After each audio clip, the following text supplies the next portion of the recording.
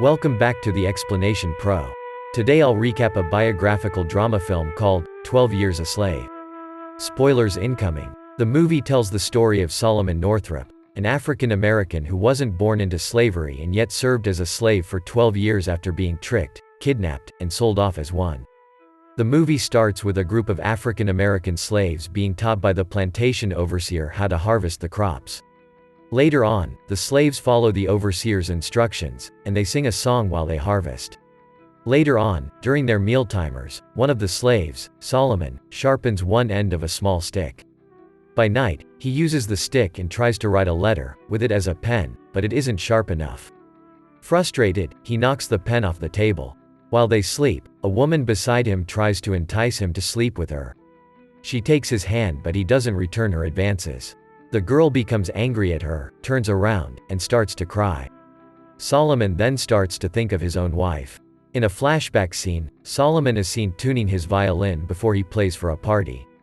Later on, he tucks his children into bed before he goes to sleep with his wife. She then tells him that she'll be away for a while to earn money. The next day, his wife and children ride in a carriage and leave. While walking in the park, he gets introduced to two white men, who are apparently performers and want him to play with them in Washington. After a few performances, he dines and drinks with them.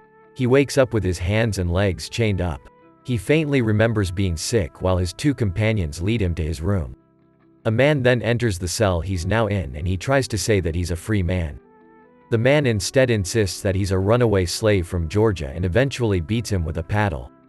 He later takes a bath outside along with the other prisoners and gets told to help a younger boy bathe himself. The boy keeps looking for his mother and Solomon tells him to be quiet if he wants to be reunited with his mother. After that, Solomon has a talk with the other prisoners about what's going to happen next. He tries to propose to find someone who might be understanding of their situation and insists that the two men he was with are probably now looking for him. One of his fellow prisoners snaps at him, telling him that the men he mentioned are probably enjoying the money they got from selling Solomon. The young boy's mother, Eliza, arrives along with the boy's sister. That night, they're taken to board a ship to New Orleans. During the boat ride, one of Solomon's companions tells him to stay quiet and to not tell anyone that he knows how to read and write. They then watch as one of the slaves has his mouth uncovered. The slave joins their conversation and expresses that he would rather fight for his freedom than reach their destination. Later on, while everyone is asleep, one of the ship's crew wakes Eliza up and starts to take her somewhere else. The slave from earlier tries to stop the man but gets stabbed. Solomon and his companion throw his body into the ocean the next day. The ship arrives at a port where one white man looks for his slave, Clemens, among the passengers. He calls out for Clemens, who responds but is held back by the ship's crew. The man confronts the ship's captain and shows him proof that Clemens is his slave. The captain gives him Clemens, who hugs the white man as they both walk away. Solomon yells for Clemens but is also held back by the crew. Solomon thinks of a time before when he went shopping with his wife. The shopkeeper, Mr. Parker, greets them enthusiastically, before leaving them to greet another customer. The new customer was apparently a slave who had seen Solomon and out of curiosity, followed him into the shop. The slave's owner finds him and apologizes, but Solomon insists that there was no wrong done. The owner simply looks at him before pulling the slave out of the shop. Back in the present, Solomon later finds out that the slave trader had changed his name to Platt. He tries to tell him his true name but the slave trader hits him and insists that his name will now be Platt. He, along with the other slaves, is shown off to potential buyers. A plantation owner named Ford buys Solomon and Eliza from the slave trader, separating her from her children. They are then taken to Ford's plantation, where Solomon meets Tybeats, the carpenter, and the plantation's overseer, Chapin. While working on the fields, Ford's slaves find a group of indigenous Americans and they sit together around a campfire. Solomon separates from the group for a while to relieve himself and ends up finding a creek. He shows it to Ford, saying that it can be used as a route to lessen their transportation expenses. Despite Tybeats' protests, Ford allows Solomon to clear up the creek and build a raft to test the waters. He successfully does so and since then, becomes targeted by Tybeats. Ford is impressed with what he's done and gifts him a violin. Eliza continues to cry constantly, which causes Solomon to confront her about it. She then angrily tells her that even if he's warming up to Ford, the plantation owner will never help him get back to his old life. Because of her constant sobbing, Ford's wife eventually has Eliza taken away from the plantation. One day, Solomon finally snaps at Tybeats and his meddling. Tybeats attempted to whip him, even though Solomon followed his instructions, but Solomon overpowered him and ended up using his own whip against him. Tybeats manages to get away after Chapin arrives. Chapin tells Solomon to not run away so that he'll be safe. Tybeats returns with 2 other men and they proceed to lynch Solomon. Chapin finds them once again and scares off the 3, although he leaves Solomon on his tiptoes and with the rope still hanging around his neck. Ford arrives hours later and cuts the rope off. He then takes Solomon to his house and lets him recover there for a while, telling him that he has sold Solomon off to another plantation owner named Epps as he's no longer safe in Ford's place. Solomon tries to explain his situation to Ford, but Ford wouldn't listen nor help him. He gets sent to Epps' cotton plantation, where he meets another female slave named Patsy. Patsy constantly gets praised by Epps for picking more cotton than the other workers. One night, Epps wakes up every slave to dance inside his home while Solomon plays the violin. Epps' wife then throws a glass bottle at Patsy and tells her husband to sell the slave. Epps, however, refuses. One day, Solomon gets an errand from Mrs. Epps to go to a store. On the way there, he comes across a group of white men starting to lynch 2 black men. One of the white men checks the tag on Solomon's neck and lets him go after finding out that he belongs to Epps. As he leaves, the white men start the lynching. Solomon goes to the Shaw plantation to get back Patsy. He meets Mistress Shaw, who is also of African American descent. She invites Solomon to sit down and drink tea with her and Patsy.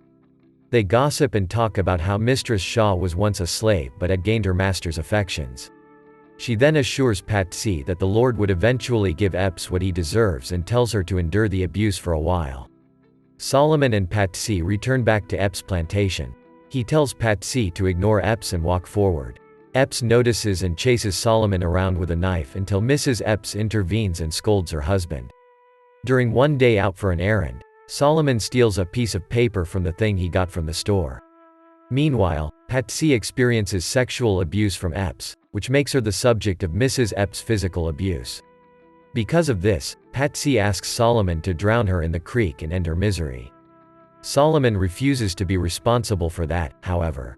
A worm infestation destroys Epps' cotton plants. He starts to blame it on his slaves, thinking that the Lord hated them and Epps was involved in their misfortune.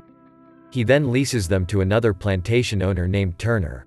Epps warns them to not embarrass him in front of Turner before leaving them there. The scenes from the introduction play back, as it happened on Turner's plantation. Turner, who owns a sugarcane plantation, is a kinder master than Epps. He even allows Solomon to play the violin at a neighbor's party and lets him keep the wage for his performance. The infestation on Epps' land finally disappears and the slaves return to his plantation. He greets them while holding the hand of a young black girl, who he seems to be fond of. This time, the slaves now have a white man among them named Armsby. Solomon and Armsby don't pick enough cotton one day, but Solomon is the only one who gets whipped while Epps simply warns Armsby to do better the next time. Armsby patches up Solomon that night and tells the story of how he ended up working like a slave and that he used to be a plantation overseer. Solomon eventually asks for Armsby's help in sending a letter to his family and informing them of what happened to him so that he can finally be free. He even offers to pay him all that he earned from his performance earlier. Armsby hesitates at first, recognizing the risk, before eventually agreeing and accepting the money. He starts to write his letter and is prepared to give it to Armsby when Epps drunkenly confronts him and tells him that Armsby told him of his plan. Solomon denies this and quickly lies that Armsby is just aiming to be the plantation overseer, so the white man thought of starting some trouble to elevate himself in Epps' eyes. Epps, surprisingly, believes Solomon and lets him be. Because of this, Solomon had to burn the letter that he wrote to avoid being caught eventually. During one workday, one slave collapses on the field and dies. The other slaves bury him, saying a few words and singing songs of praise. Solomon listens to them at first and eventually starts to sing along loudly with the others. The slaves start to work on a gazebo in front of Epps' house and they are joined by a carpenter named Bass. A civil argument starts between Epps and Bass when Epps tries to offer Bass a break from the work. Bass, who disagrees with slavery, points out that Epps disregards his slaves and treats them poorly. Epps then rebuts that he can do whatever he wants with his property. Bass insists that white and black men are all equal, but Epps doesn't listen. Solomon quietly listens to this exchange. One day, Epps finds Patsy missing from the plantation and thinks that she ran away. Patsy returns from the Shaw plantation and explains that she went there to get soap, as Mrs. Epps wouldn't give her any. Epps doesn't believe that it was all she did there and tells his men to strip off her clothes and tie her on one of the posts to be whipped. Epps couldn't whip her by himself, despite encouragement from Mrs. Epps, so he hands the whip to Solomon and orders her to do it. Solomon doesn't do it as hard as he wanted, so Epps takes the whip back from him and eventually does it harder. Later on, the other slaves patch Patsy up. The other slaves are distressed over the situation and Solomon gets very frustrated, to the point that he breaks the violin that Ford had given to him earlier. While working on the gazebo, Solomon asks Bass where he came from and he answers that he's from Canada. Solomon reminisces on the times he ventured to Canada and Bass is amazed that a slave like him gets to travel a lot. Solomon then confides in Bass about his situation, that he is actually a free man and not a slave. He eventually asks for his help so that he may write a letter to Solomon's friends back at home to tell them where he is and to ask them to show proof of him being a free man. Bass hesitates at first because there is a chance that he may be punished for helping someone like Solomon, but eventually agrees to help him. The gazebo is eventually built and finished before a sheriff arrives at Epps' plantation and Solomon recognizes the man who came along with the sheriff as Mr. Parker, the shop owner from where he came from.